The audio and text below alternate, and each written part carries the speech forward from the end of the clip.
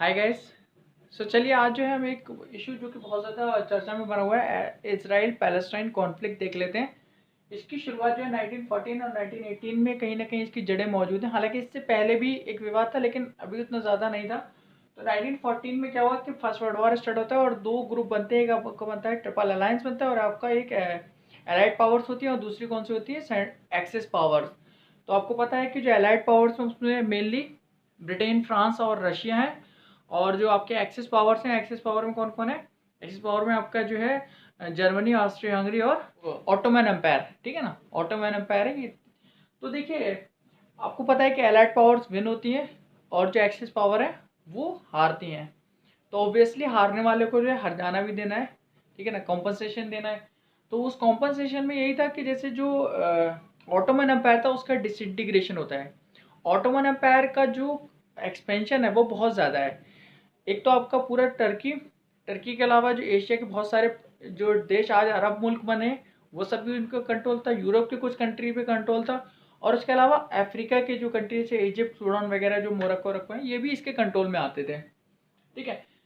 तो अब क्या होता है कि जैसे जो ब्रिटेन है, अब यहाँ से कहानी आपकी मेन स्टार्ट होती है 1917 में। ये लगता है कि हाँ, अब ये लोग जो है हारने वाले हैं। जर्मनी, ऑस्ट्रिया हंगरी और जो ऑटोमन एम्पायर है, टर्किश ऑटोमन एम्पायर, ये हारेंगे। और ब्रिटेन और फ्रांस जो है वो अपनी जीत की तैयारी शुरू कर देते हैं कि हमें जीत के बाद क्या करना है। तो प्लान बनता है। तो प्लान क्या बनता है कि एक तो ये लोग जो पैलेस यहूदी होते हैं, अब यहूदियों का कोई देश नहीं है, जूस का उस टाइम पर अपना कोई देश नहीं था। और ये जो यूरोप और जहाँ जहाँ ये रह रहे थे इनको निकाला जा रहा था, क्योंकि क्रिश्चियनिटी, क्रिश्चियन और जूस के बीच में भी एक सदियों पुराना विवाद है। ठीक है ना। और उस विवाद का क्या कारण है वो मैं एक अलग वीडियो में हिस्टोरिकल पॉइंट ऑफ व्यू से बता दूंगा आपको। तो 1917 में जो ब्रिटेन है ये प्रोमाइज करता है जूस से कि we shall give you a nation, separate nation. और बेल्फर डिक्लेरेशन एक बनता है, बेल्फर डिक्लेरेशन, बेल्फर का घोषणा पत्र। ठीक है ना। तो बेल्फर डिक्लेरेशन में ये था कि जो जूस हैं, ठीक है ना, यहूदी जो है वो अपने जाकर के जो उनका होली लैंड जिसको वो मान रहे हैं वहां जाकर के रह सकते हैं। और ये उनके लिए होली लैंड है। जो पैलेस्टाइन वाला पार्ट है वो उनके लिए होली लैंड था। उस टाइम तक पैलेस्टाइन जो था वो ऑटोमन एम्पायर के कंट्रोल में था। ठीक है ना। लेकिन ऑटोमन एम्पायर हारेगा। दूसरा दूसरा ये लोग जो थे, जो अरब थे, यानी कि ऑटोमन एम्पायर के कंट्रोल में जो अरब कंट्रीज बने, जैसे कि आपका सऊदी है, यूएई, कुवैत, ओमान, कतर, ये सारे जो कंट्रीज बने हुए हैं, दुबई वगैरह। तो इसमें ये था, इन्होंने इनसे ये प्रोमाइज किया कि हम आपको अरब लैंड भी वापस दे देंगे, क्योंकि जो अरब वाले लोग थे ये जो था, ये नॉन अरब के कंट्रोल में नहीं रहना चाहते थे। नॉन अरब क्योंकि जो टर्की है, यानी कि जो तुर्की वाले लोग हैं, तुर्क लोग, वो नॉन अरब हैं। तो अरब और नॉन अरब में भी एक विवाद है, और वो क्या है, सुप्रीमेसी का, कि कौन सुप्रीम है। तो अरब वाले अपने आप को सुप्रीम मानते हैं, किससे? नॉन अरब से। ठीक है ना। तो वो अपना अलग लैंड चाहते थे अरब वाले। तो इसलिए इन्होंने अरब से प्रोमाइज किया कि हम आपको जो ग्रेटर अरब है वो दे देंगे, अरब वाले पार्ट दे देंगे। अरब से प्रोमाइज कर लिया। सेम टाइम पे इन्होंने एक काम ये किया कि ब्रिटेन वालों ने फ्रांस से एक वादा किया। और वादा क्या किया कि जो आधे आधे पार्ट जो है, हम जब ऑटोमन एम्पायर का डिसइंटीग्रेशन होगा, वो टूटेगा, वो बिखरेगा, तो उसके आधे आधे पार्ट एकदम बराबर बंटवारे कर लेंगे उसका। अब अगर आप गौर करें तो अफ्रीका के जो कंट्रीज हैं और जो अरब कंट्रीज हैं उनकी अगर आप बाउंड्री देखोगे तो एकदम सीधी सीधी लाइनें हैं। हम लोग का जैसे इंडिया का मैप जो है, थोड़ा सा इंडिया पाकिस्तान के जो मैप है वो थोड़े जो है टेढ़े मेढ़े होते हैं। अब बांग्लादेश वगैरह आप देखोगे टेढ़ी मेढ़ी बाउंड्रीज हैं। लेकिन आप उनके देखिए, अफ्रीका के और जो अरब कंट्रीज है उनकी जो आप बाउंड्री देखोगे मैप में, देखना इसको चीज़ गौर करना, वो एकदम बिल्कुल ऐसा लगता है एकदम शार्प लाइन आ रही है, एकदम सीधी सीधी। ऐसा लगता है किसी ने एकदम स्केल रख के खट से लाइन खींची हो। तो ये बहुत ही इन्होंने एकदम चालाकी के साथ जो है बंटवारा करा था। ठीक है ना। हालांकि मैं एकदम बिल्कुल इम्पार्शियल रहूंगा, मेरी कोशिश रहेगी कि मैं हर एक पहलू को सही तरीके से रखूं, हिस्टोरिकल पॉइंट ऑफ व्यू से। मेरी भावनाएं किसी धर्म के साथ जुड़ी हैं या किसी और की भावनाएं किसी धर्म के साथ जुड़ी हैं, उसको मैं नहीं रखूंगा। मेरा जो इशू रहेगा वो एकदम न्यूट्रल रहेगा। और टीचर को ये चीज़ रखना भी चाहिए। ठीक है ना। तो ये होता है। अब पूरी बेल्फर डिक्लेरेशन के पहले भी कुछ जूस से वहां पर जाके रहने लगे थे। मान लीजिए कि 1881 में ये कहा रहता है कि जूस के दो छोटे ग्रुप, उनका नाम था सिफारदी और अस्कियानी, ये 2 ग्रुप जा करके वहाँ पे जाके रहने लगे और इन्होंने वहाँ पे ज़मीनें खरीदी। ज़मीनें वहाँ पे उस टाइम पे सब खाली पड़ा तो सस्ती ज़मीनें मिल गई और ये लोग जाके शांति से रहने लगे। लेकिन उसके पहले भी वहाँ पे यहूदी कुछ रह रहे थे, ऐसा नहीं था कि वहाँ पे यहूदी नहीं रह रहे थे। और जो लोग वहाँ पे हज़ारों सालों से रहते हुए आ रहे हैं तो उनका अरब के साथ कोई विवाद नहीं है और वो वहाँ पे रहते हैं शांति से, ठीक है ना। अब ये लोग जो बाहर से जाकर के रहने लगे तो ठीक है, आते गए बसते गए। पहला जो एक मान लीजिए खेप थी 1881 में यहाँ से गई थी, उसके पहले भी कुछ यहूदी वहाँ पे रह रहे थे। तो चलिए गाइस देखिए 1940 आते आते जो है फिलिस्तीन में एक मूवमेंट स्टार्ट हुआ और उसका नाम क्या था, पैलेस्टाइन नेशनलिस्ट मूवमेंट, ठीक है। पैलेस्टाइन नेशनलिस्ट मूवमेंट स्टार्ट हुआ और इस मूवमेंट की क्या मांग थी, इस मूवमेंट की डिमांड थी कि हम अपना एक अलग राष्ट्र बनाएंगे, यानी कि फिलिस्तीन राष्ट्र बनाएंगे। दूसरी तरफ जो ज्यूज लोग थे उनका तो ये कहना ही था कि हम यहाँ पर अपना एक राष्ट्र बनाने के लिए आए। वो तो यूरोप से आए थे और तमाम दुनिया से आ रहे थे, अमेरिका से और अफ्रीका से, पता नहीं जहाँ जहाँ भी वो बसे हुए थे, एशिया वगैरह सब जगह से वो लोग वहाँ पर आकर के अपना बस रहे थे, सेटलमेंट उनका चल रहा था। अब 1947 में ब्रिटेन ने जो है ये मामला यूएन में गया, तो यूएन ने कहा कि ठीक है। अब यूएन में जब रेजोल्यूशन पास हुआ और यूएन में रेजोल्यूशन क्या पास हुआ, 2 नेशन थ्योरी, यानी कि अब 2 राष्ट्र बनेंगे, द्विराष्ट्र सिद्धांत। इंडिया में भी द्विराष्ट्र सिद्धांत हुआ था जब बंटवारा हुआ था, यहाँ से ब्रिटेन छोड़ करके जा रहे थे, यहाँ से भी ब्रिटेन छोड़ करके जा रहे हैं, ठीक है ना। यानी कि ये जो इलाका है जहाँ पे इसराइल फिलिस्तीन का विवाद है। तो अब ये हुआ कि ब्रिटिश ने डिसाइड किया 1948 में कि हम यहाँ से जा रहे हैं और आपके 2 राष्ट्र बन गए यूएन के अकॉर्डिंग। कौन कौन से, इसराइल और फिलिस्तीन यानी कि पैलेस्टाइन। और जेरूसलम जो है, जेरूसलम जो आपका वेस्ट बैंक में आता है, ठीक है, उस पे किसका कंट्रोल रहेगा, यूएन का। अब ये इलाका आ रहा था पैलेस्टाइन के कंट्रोल में, ठीक है। तो पैलेस्टाइन वाले हिस्से में यूएन आ रहा था। अच्छा, जो पैलेस्टाइन है वहां पे 2 आपके, अब जैसे कि इंडिया का बंटवारा आप लोग याद करिए, जो इंडिया के डिवीजन हो तो एक आपका बना हिंदुस्तान और दूसरा क्या बना, पाकिस्तान। लेकिन पाकिस्तान क्या था कि जैसे एक तो आपको वेस्ट पाकिस्तान, बीच में इंडिया और फिर ईस्ट पाकिस्तान जो आज बांग्लादेश बन गया है, ठीक है ना। तो वही यहाँ पर भी हुआ, एक तरफ आपका गजा छोटी सी पट्टी थी, ठीक है, और एक तरफ आपका क्या था, दूसरी तरफ आपका था वेस्ट बैंक। और वेस्ट बैंक में ही क्या था, जेरूसलम। और जेरूसलम एक ऐसी जगह है जहाँ जूज और इस्लामिक दोनों लोग जो है अपने वहां पे दावा कर रहे हैं। और क्या दावा कर रहे हैं कि वहां पर उनका वेस्टर्न वॉल है जूज लोग का, जहाँ पे वो जा करके कहते कि हमारे टेम्पल माउंट था जो रोमन्स ने तोड़ा था, और वो वहां पे जा करके अपना पूजा पाठ करते हैं, प्रेयर करते हैं। और जो इस्लामिक लोग हैं वो कहते हैं कि जो यहाँ पर मस्जिद अक्सा भी है, ठीक है ना, मस्जिद अक्सा यानी कि वहां पर वो अपने प्रेयर करते हैं और वो 3rd होलीएस्ट साइट है फॉर इस्लाम और for Muslims after Mecca and Medina. आप आइए गाजा और वेस्ट बैंक। अब गजा में आपके फिलिस्तीनी लोग रहते हैं, वेस्ट बैंक में रहते हैं, और वेस्ट बैंक में क्या है, जेरूसलम है। और जेरूसलम में आपके दोनों ये धार्मिक स्थल है जहां पर ये दोनों लोग दावा कर रहे हैं। जूस लोग कह रहे हैं कि हमारा वेस्टर्न वॉल है जिसको रोमन्स ने डिस्ट्रॉय कर दिया था, और जो इस्लामिक लोग हैं वो ये कह रहे हैं कि वहां पर मस्जिद अक्सा है, ठीक है। इसको मैं थोड़ा और डिटेल में बता दूंगा, इनकी जो रिलीजियस हिस्ट्री उसको अलग से बता दूंगा। खैर, अब ये जो रेजोल्यूशन था, इस रेजोल्यूशन को किसने रिजेक्ट कर दिया, जो आसपास के अरब कंट्री थे उन्होंने इसको रिजेक्ट कर दिया। और फिर एक वॉर स्टार्ट हो गया किसके किसके बीच में, अरब एंड इजराइल वॉर। ये फर्स्ट अरब इजराइल वॉर कहलाता है हिस्ट्री में, अगर इसको कहोगे तो इसका नाम क्या है, फर्स्ट अरब इजराइल वॉर, ठीक है। इस वॉर में क्या हुआ, इस वॉर के अंतर्गत जो है इजराइल विजयी हुआ और ये आसपास के जो देश थे वो सब हार गए, जो भी देश इसमें लड़ने के लिए आए थे अरब के।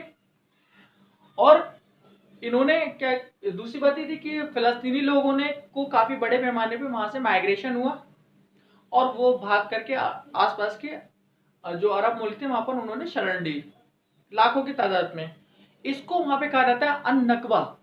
अन नकबा का मतलब, नकबा का मतलब होता है तबाही, तो इसको वो तबाही मानते हैं, कौन, फिलिस्तीनी लोग। अन नकबा शब्द जो है, और ये सारे शब्द जो है मतलब जैसे कि जो हमारे कॉम्पिटिटिव एग्जाम होते हैं उनको पूछे थे कि अन नकबा की माने क्या है। अब अन नकबा जो है एक अरबी का वर्ड है, हमें क्या पता होगा, तो ठीक है मैंने बता दिया तो उसको याद रखिएगा, तबाही, अन नकबा मतलब तबाही, ठीक है। 1964 आते आते जो है पीएलओ आपका फॉर्म हुआ। ये जो है शुरुआत में सशस्त्र विद्रोह में विश्वास रखते हैं, यानी कि आर्म रिबेलियन में हथियार उठा लिए इन्होंने किसके, इजराइल सरकार के खिलाफ, यानी कि पैलेस्टाइन लैंड को जो है हम आज़ाद कराएंगे इजराइल से। अब 1967 में क्या हुआ, एक और वॉर स्टार्ट हो गया। जो नेबरिंग कंट्रीज थे उन्होंने तैयारी शुरू कर दी किसके खिलाफ, इजराइल के खिलाफ। और नेबरिंग कंट्रीज में कौन कौन था, इजिप्ट, जॉर्डन और सीरिया, इन तीनों ने मिल करके, और इनका साथ देने की, जॉर्डन को पीछे से बैक कर रहा था, ये जो है आपका इराक बैक कर रहा था। इसके अलावा भी एक दो कंट्री और थे जो कि इनडायरेक्टली इनको बेक्ड कर रहे थे। ये सारे कंट्री जो थे इन्होंने तकरीबन, अब ये अरब इजराइल वार बहुत इंटरेस्टिंग है, तकरीबन इनकी तरफ से जो है इन्होंने कई फाइटर प्लेन तैयार कर लिए अरबों ने। इनको जो है भनक लग गई इसराइलियों को कि ये जो है हमारे खिलाफ साजिश कर रहे हैं। तो अब उन्होंने क्या किया, उनकी जो सीक्रेट एजेंसी थी मोसाद, मोसाद नाम की जो उनकी खुफिया एजेंसी, उसने जानकारी इनको दे दी। सबसे पहले उन्होंने क्या किया, जो अमेरिकन एम्बेसी थी उसको डिस्ट्रॉय किया, यानी कि अब अमेरिका जो है कोई खबर जो है लीक नहीं कर पाएगा। एम्बेसी को खबर रहती है अंदर की, क्योंकि वो देश के अंदर ही होती है, तो उन्होंने सबसे पहले तो उसको उड़ा दिया। ठीक है, उसके सारे जो नेटवर्क थे खत्म कर दिए। अब वो अपनी सूचना कहीं प्रसारित नहीं कर सकता अमेरिका वाला जो है। उसके बाद जो है इन्होंने पहले से ही अटैक कर दिया, पहले से हमलावर होगा किस पे, जो अरब कंट्रीज जैसे कि इजिप्ट, जॉर्डन और ये रहे सीरिया। अब इसमें अरबों की, और तकरीबन इनकी तरफ से मान लीजिए 19 फाइटर प्लेन खत्म हुए इसराइल की तरफ से, सिर्फ 19 फाइटर प्लेन के जो डिस्ट्रॉय, उधर 400 ज्यादा इन्होंने डिस्ट्रॉय कर दी, बहुत बड़ा नुकसान करा। और हुआ क्या था कि इन्होंने जॉर्डन को बेस बनाया था, इजिप्ट ने जॉर्डन को बेस बनाया था, तो जॉर्डन के हवाई अड्डे पे जाकर के जो है इन्होंने अटैक कर दिया। ठीक है, इनके फाइटर प्लेन ने जाकर के जो भी बेस उन्होंने बनाया था उस बेस को ही तबाह कर दिया सारे। और उसके बाद जो है जो इनकी सेनाएं थी उन्होंने जमीनी स्तर पर भी लड़ाई लड़ी, किससे, अरबों की फौजों से। तो अरबों की जो है करारी शिकस्त हुई, और ये जो वॉर था मात्र बताते हैं 6 दिन में इन्होंने पूरी तरीके से विजित कर लिया, और एक एक करके सबने जो अपने हथियार डाल लिए। उसके अलावा इन्होंने क्या किया कि अब इसराइलियों ने इनके जो अरब कंट्रीज में युद्ध लड़ने के लिए आए थे उनके इलाके भी इनके कब्जे में आ गए, जैसे कि इजिप्ट का सिनाई पेनिनसुला जो है, ठीक है ना, इजिप्ट का सिनाई पेनिनसुला जो था वो हिस्सा आ गया। सीरिया की गोलान हाइट पहाड़ियां थी, जोलान हाइट उसको बोलते हैं, लेकिन इंग्लिश में उसको गोलान हाइट पढ़ते हैं। आईएएस में वो पूछा गया था, यूपीएससी में, सिविल सर्विसेज के, जोलान हाइट जो है, या गोलान हाइट जो आपकी पहाड़ियां हैं, वो किन दो देशों के बीच में विवाद है। तो आपको याद होना चाहिए कि सीरिया और इजराइल, ठीक है ना, और जॉर्डन ने भी अपनी हार मान ली। ठीक है, इस तरीके से अब इनका और कंट्रोल हो गया। इनके पास तो अपना जो एक इजराइल था वो तो था ही, उसके अलावा भी इन्होंने जो है इजिप्ट और सीरिया और जो भी इलाके इनके कब्जे में आ गए उन्होंने सब पे। और इसके बाद जो है अब ये और बहुत ज्यादा निरंकुश हो गए इजरायली जो थे। और इन्होंने क्या किया कि जो सीरियंस यानी कि जो फिलिस्तीनी थे उनके इलाकों पे भी अब इन्होंने क्या किया, इंक्रोचमेंट करना शुरू कर दिया, उन पे भी इन्होंने कब्जे करना शुरू कर दिया और अपनी जो है बिल्डिंग्स बनाना शुरू कर दी। ठीक है, अब विवाद और भी गर्माने लगा इन लोगों के बीच में। खैर, अब क्या होता है कि एक और ग्रुप बन जाता है। अब जो पीएलओ बना था 1964 में, इसराइल और अमेरिका वगैरह जो इनके सहयोगी कंट्री, इन्होंने क्या किया, इनको आतंकवादी घोषित कर दिया कि आतंकवादी हैं। बाद में चल के जो आईओसी है यानी कि ऑर्गेनाइजेशन ऑफ इस्लामिक कंट्रीज जो है, इन्होंने, अरब लीग ने और इस्लामिक कंट्रीज ने मिलकर के इनको जो है मान्यता दे दी कि ये एक राजनीतिक ग्रुप है। कौन, PLO. PLO is a political organisation. ये किसने मान्यता दी थी, अरब कंट्रीज के देशों ने। ठीक है, खैर बाद में जो है इसको यूएन ने भी मान लिया कि हाँ ये जो है आज़ादी के लिए लड़ने वाला ग्रुप है, और अगर ये हथियार अपने रख देते हैं तो इनको जो है वहाँ पर एक राजनीतिक उसकी जो है संज्ञा दे दी जाएगी। ये फलस्तीन में इलेक्शन भी लड़ा करते थे, कौन, पीएलओ वाले। लेकिन अब इसमें क्या हुआ कि अब क्या हुआ कि भाई आप शुरू से लड़ते चले आ रहे हो, अब जब वो अपना जो एक लड़ने वाली प्रवृत्ति है वो छोड़ोगे तो आपके ही कुछ लोग जो है आपके खिलाफ हो जाएंगे। और हुआ वही हुआ। अब पीएलओ भी दो पार्ट पे टूट गया। उनमें जो लड़ने में विश्वास रखने वाले थे वो, उनका नाम हो गया हमास, और इनका जो एक ग्रुप बना था वो बना था अल फतह, फतह करके। ठीक है, तो अब पीएलओ जो है दो ग्रुप में टूट गया। पीएलओ आज भी है, उसको अल फतह बोला जाता है। और एक इनसे नया ग्रुप, एक्सट्रीमिस्ट का जो ग्रुप निकला जो क्या हथियारों पर विश्वास रखता था, उसका नाम क्या है, हमास करके, जो आज जिसके बारे में आपने सुना होगा कि उसने 1000 से ज्यादा जो मिसाइलें हैं यानी रॉकेट जो है वो दाग दिए किसी ऊपर, इसराइल के ऊपर। हालांकि इसराइल के पास एक बहुत अच्छी डिफेंस सिस्टम है जिसको बोलते हैं आयरन डोम डिफेंस सिस्टम। तो जैसे ही कोई मिसाइल आती है तो ये अपने आप एक्टिव हो जाता है और उसको जाकर के हवा में ही नष्ट कर देता है, ठीक है ना। वो डिफ्यूज जाती है और पब्लिक को कोई नुकसान नहीं पहुंचाती है। अब उन्होंने उसका तोड़ क्या निकाला कि वो एक साथ जो है कई सारी मिसाइलें दाग रहे हैं, तो उसमें क्या होती है, अगर मान लो 200 फेंकी हैं तो उसमें से 2 मिसाइलें तो गिरी, 2 जो रॉकेट हैं वो गिरी जाएंगे। शुरुआत में तो उनकी रेंज 150 किलोमीटर थी, अब उन्होंने बढ़ा के जो है उसको 250 किलोमीटर तक ले गए। अब 250 किलोमीटर में पूरा जो है आपका इसराइल कवर हो जा रहा है। तो वो जिस पार्ट पे जाते हैं वहां पे अपनी अंधाधुंध मिसाइल दाग देते हैं। कौन? हमास वाले। तो ये लड़ाई थी। अच्छा, फर्स्ट अरब इसराइल वार के बाद जो है इजिप्ट की करारी हार होती है। वो अपने आप को हीरो बनना चाह रहे थे, वहां के प्राइम मिनिस्टर जो थे, और उनका नाम था जमाल अब्दुल नासिर। ये चीज होती है कि जो इजिप्ट में एक और प्राइम मिनिस्टर नए आते हैं और उनका नाम है अनवर सादात, काफी मशहूर प्राइम मिनिस्टर है। और इन्होंने क्या किया कि उधर भी जो इसराइल के प्राइम मिनिस्टर थे, प्राइम मिनिस्टर के साथ उन्होंने समझौता कर लिया, और समझौता करके ये कह दिया कि पहला देश बन गया इजिप्ट जिसने इसराइल को एक देश के तौर पर मान्यता दिया। अभी तक कोई भी अरब देश इनको इसराइल को देश नहीं मान रहा था, ये कह रहा था कि इन्होंने कब्जा कर लिया है, लेकिन इजिप्ट ने जो है इनको देश के तौर पर मान्यता दी थी। और उसकी वजह क्या थी, क्योंकि इनका एक बड़ा इलाका जो कि सिनाई पेनिनसुला था, ये इनसे छीन लिया गया था, एक बहुत बड़ा भूभाग इनसे छीन लिया था। तो वो इनके लिए काफी महत्व का था, तो वो उनको वापस लेना था, किसको? इजिप्ट को। तब इसलिए इन्होंने क्या किया कि एक सौदा किया और एक पीस डील हो गई इजिप्ट और इसराइल के बीच में। इसलिए इनको जो है बाकायदा इनको नोबेल पीस प्राइज दिया, ठीक है ना, कंबाइंड नोबेल प्राइज। किसको? इजिप्ट और इसराइल के प्राइम मिनिस्टर को। दूसरी तरफ जो है हमास नाम का जो है एक्सट्रीमिस्ट ग्रुप है, वो इनसे लगातार लड़ रहा है और वो आंतरिक विद्रोह पे यानी कि जारी है उसका। हालांकि हमास भी जो था वो भी इलेक्शन लड़ता था फिलिस्तीन के अंदर, और उसकी भी लोकप्रियता इतनी थी। अब क्योंकि बहुत ज़्यादा, जब जाहिर सी बात है, आप लड़ते जा रहे हो, एकदम से लड़ने की हैबिट छोड़ दोगे तो जो लोग आप में विश्वास कर रहे थे वो आपको पहले ही की तरह मानते रहेंगे, यानी कि वो आपको वैसे ही वोट करेंगे कि अगर आप लड़ोगे तो हम आपको उनको वोट करेंगे। तो इसीलिए एक बार इनको जो इलेक्शन जो हुआ उसमें 1974 आई थिंक ये इलेक्शन हुआ था, उसमें इनको जो है हमास को 74 सीट्स हासिल हुई, ठीक है ना। 75 के आसपास जो इलेक्शन हुआ उसमें 74 सीटें, और कितने में से 138 में से 138 में से 74 सीट्स हासिल हो गई, यानी कि आधे से ज़्यादा, और आधे से ज़्यादा सीट्स हासिल हो गई तो इसका मतलब क्या होगा कि सरकार बना लेंगे। अब क्या होता है कि इससे क्या होता है कि इजिप्ट के प्राइम मिनिस्टर हैं उनका असैसिनेशन हो जाता है 2 साल बाद, क्योंकि वहां पर जो चरमपंथी ग्रुप था वो इस बात से नाराज होगा कि कैसे इन्होंने इसराइल जैसे एक हमारे कट्टर दुश्मन देश को, यानी कि जूस और इस्लाम का, सॉरी, यानी कि जो आपका अरब और इसराइल का कॉन्फ्लिक्ट था उसको लेकर के, अभी इतने बड़े कॉन्फ्लिक्ट के बावजूद जो है कैसे एक प्राइम मिनिस्टर इतना बड़ा समझौता कर सकता है, तो जाहिर की बात है, ठीक है ना। तो इनका असैसिनेशन हो गया, इनको मार दिया गया, ठीक है ना। और इनका नाम क्या था? इनका नाम था अनवर सादात। इनके जो इजिप्ट के प्राइम मिनिस्टर थे उनका नाम था अनवर सादात। खैर ये तो एक अलग मैटर हो गया।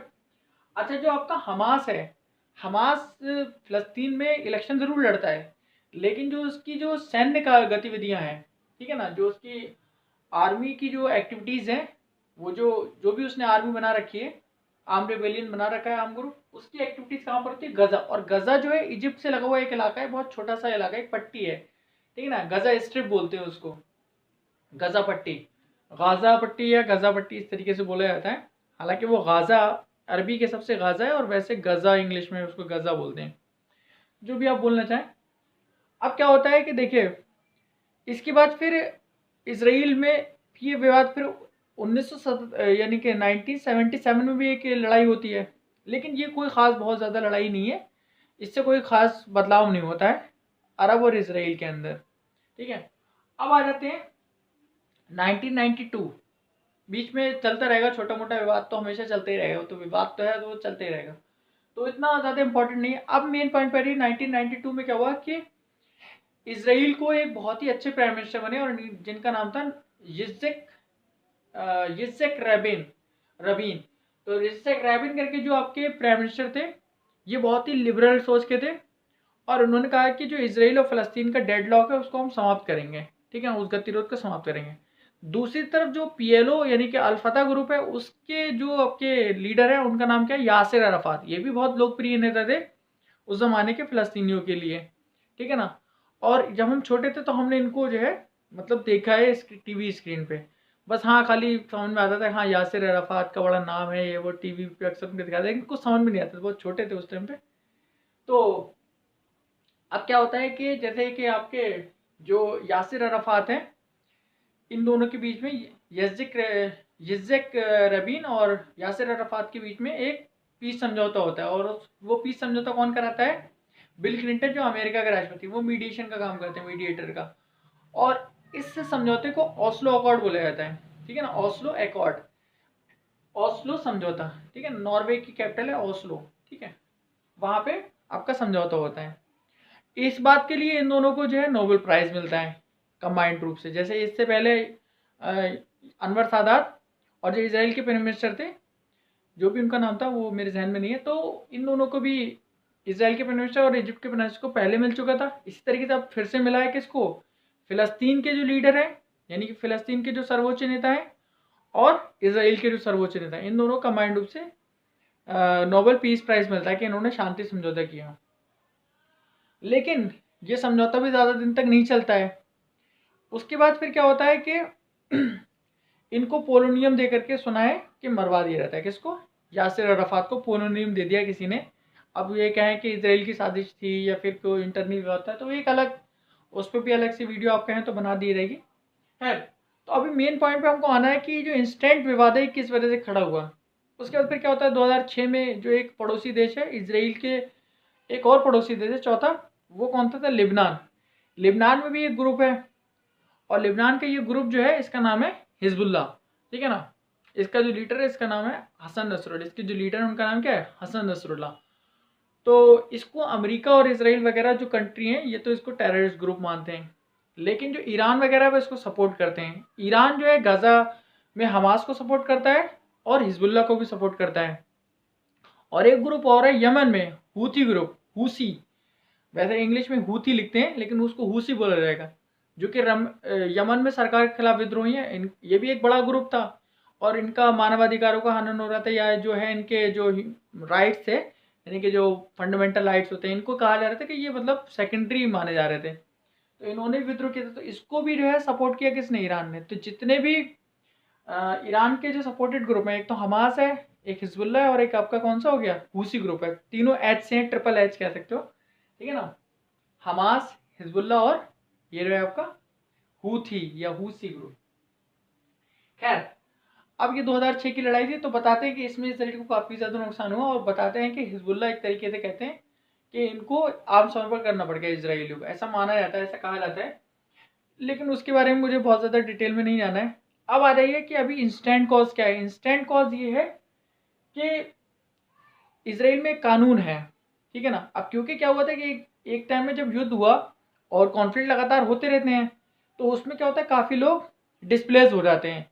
कुछ यहूदी भी डिस्प्लेस होते हैं, और आपके कुछ ये आपके अरब जो पैलेस्टाइनी लोग हैं, फिलिस्तीनी लोग, ये भी डिस्प्लेस हो जाते हैं। इनको ज़्यादा डिस्प्लेस होना पड़ता है, क्योंकि इनकी कोई मतलब अपने ना कोई सेना है ना कोई प्रोटेक्शन है, ये तो बेचारे निहत्ते हैं, तो इनको भागने पड़ता है। और वैसे भी सिविलियंस तो वैसे भी निहत्ते हैं, तो उनको जब युद्ध होगा तो उनको घर बार छोड़ना ही पड़ेगा, वो अपनी जान बचाएंगे, ठीक है ना। तो वो ऐसे में भाग जाते हैं। फिर उनको जब लगता है कि अब हमें जो है अपनी जगह पे जाना चाहिए, तो इस तरीके के जो कानून है इसराइल के अंदर, वो कानून क्या कहता है? कानून ये कहता है, जो मेन विवाद है वो यही है कि इसराइल में एक कानून है खाली पड़ी ज़मीनों के लिए। वो विवाद ये है कि जो लोग अपना घर छोड़ करके चले गए थे, वो अपनी जगह पे वापस आ सकते हैं।